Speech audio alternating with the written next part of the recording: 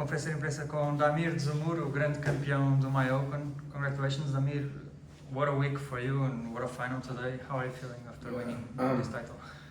Amazing. The best possible finish of the year. After all the unsuccessful tournaments in the previous weeks, I didn't come here to win the tournament. But sometimes nice things happens when you don't expect it too much, and also when you still try to work hard, doesn't matter what is the result at the end. So it was the best possible finish of the year for me. I'm so happy, and it really means a lot to me. Probably one of the results that I can say means the most for me in my career so far.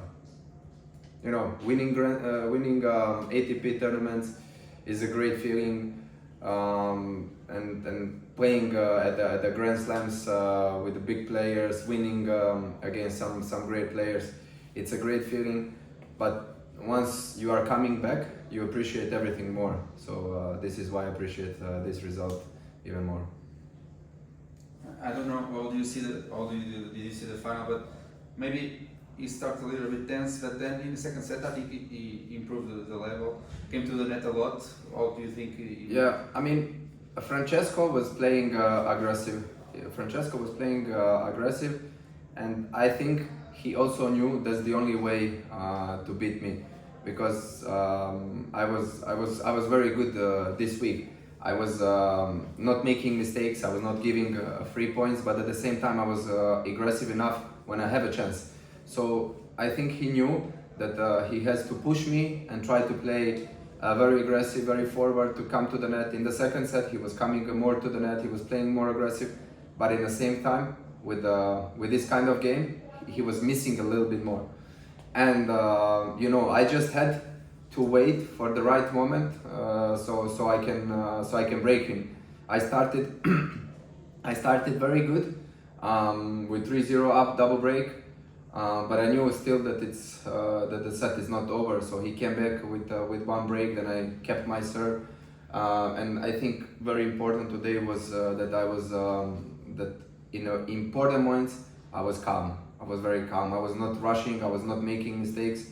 Sometimes when I knew that it's very important moment, I was a little bit waiting for his mistake, because when you play so aggressive and when it's important moment, you can make a mistake easier than somebody else. So I was very good in important points, and I guess in tennis the biggest change can be those important points.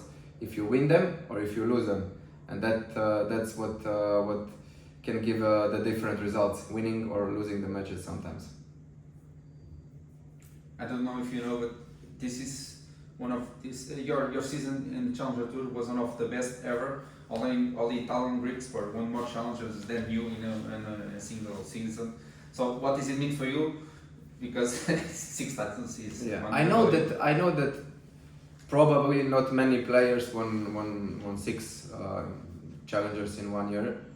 It's tough when I think it's tough. I know that Talon probably think it was 2021, right? Not the first COVID year, the second COVID year. He won like 5 in a row or something. He had crazy stats. I know that he won 2 on clay, then 1 on hard, then indoor. And it was a joke. So I said, winning 6 challengers is really good achievement, because I think the challenger level is very high level. It's very high level, and when you see the players who are playing in the challengers semis, finals, or winning the challengers are the same players that they can do very good on tour. They can do semis, final, or maybe win an ATP tour.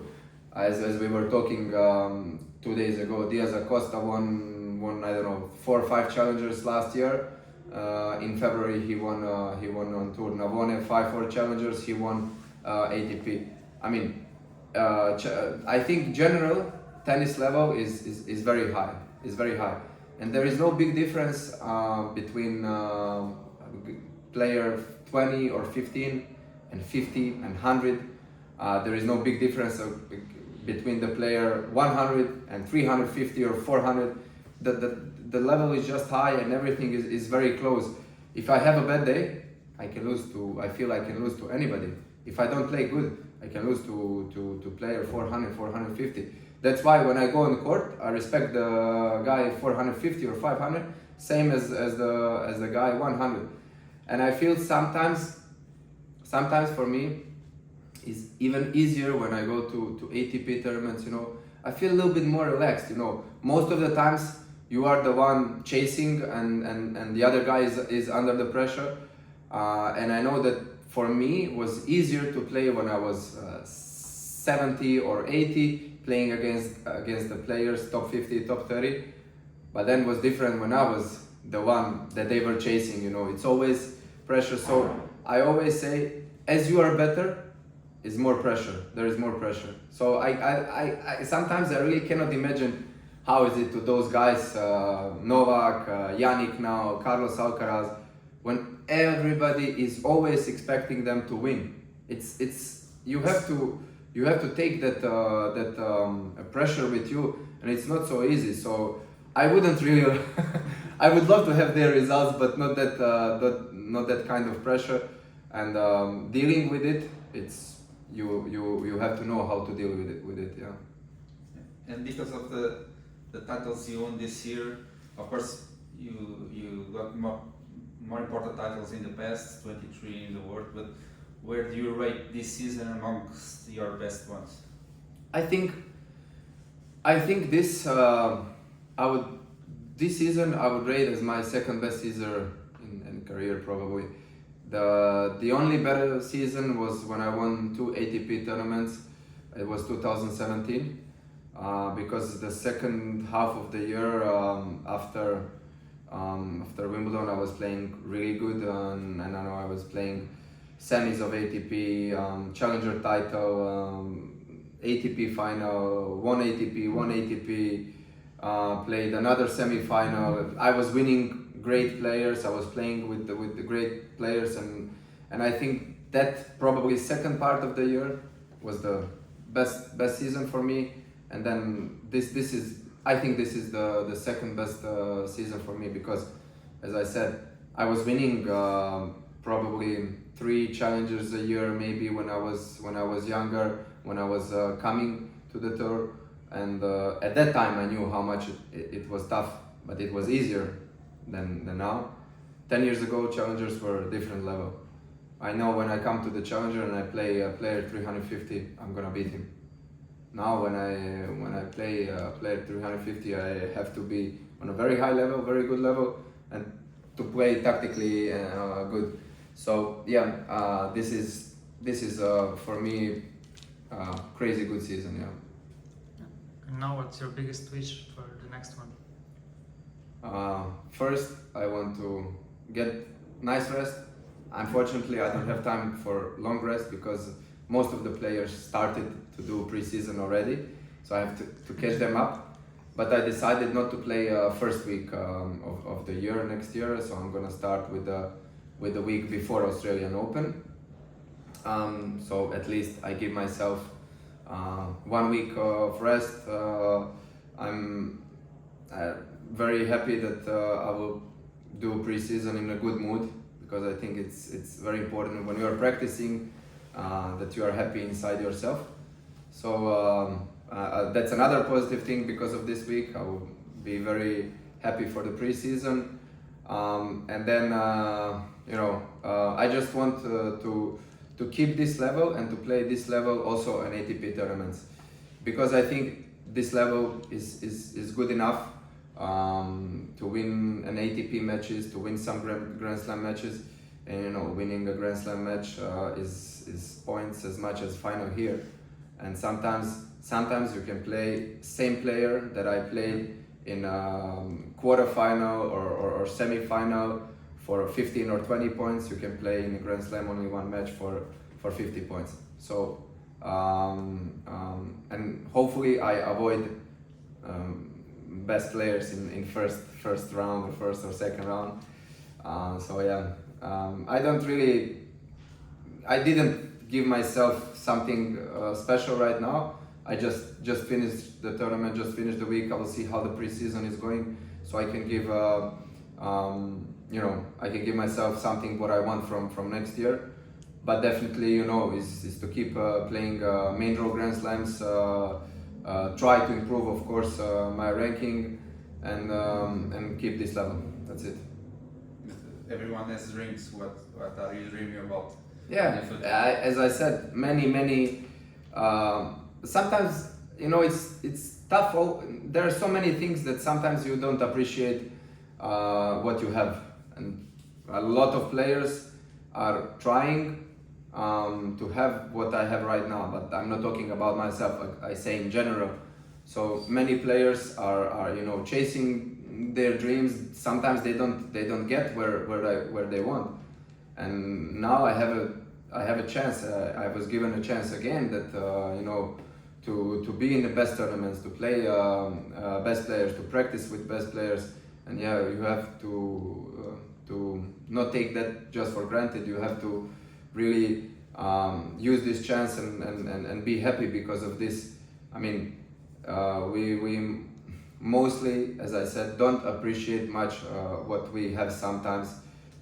Life can be very tough, and for some people, I know it's not easy to talk about it, but still, you have to be happy sometimes for small things, not just for having a title. It's nice to have a title, but you can also be happy for some smaller things and some other things in life. Sorry. Any kind of celebration expected for today? That's one of the bad things in tennis. Usually, so this is first time that I don't play a tournament after the title. Normally, when you play a tournament, you win on Sunday. You have to travel either same day or Monday, and to play Tuesday next week. This time, it's not this situation. I have a flight tonight. I will be home tonight very late, so no celebration today. But from tomorrow, as I have 7-8 days of rest, I can do some celebration. I'm going to see my son. I'm going to be with my family, with my parents also. I'm going to my home city, first time after probably 5-6 months or even more. I haven't been there. I didn't have time and so I really want to celebrate, but also to get a good rest. So finally I can celebrate without thinking what will happen on the next tournament, because normally, as I said, not much time to celebrate, and that's the only thing I don't really like in tennis. In football is I would say a little bit easier. Even if you finish the match and you can celebrate, you have the next match maybe in 5 or 6 days. In tennis, you can play. I was playing in Barletta on Sunday. Tuesday I was playing next week. Ostrava I was playing Tuesday next week. Zagreb I was playing on clay on Sunday, on grass on Tuesday. In Santo Domingo I was playing on Saturday, and then I was playing Tuesday on hard court in US Open. So now I have time. Yeah. So it's good. You said so many good things on court about Portugal and the club. You said so many good things here as well a couple of days ago. Yes. Are you gonna see you again in Portugal in the future? Yeah, why not? Why not? It's been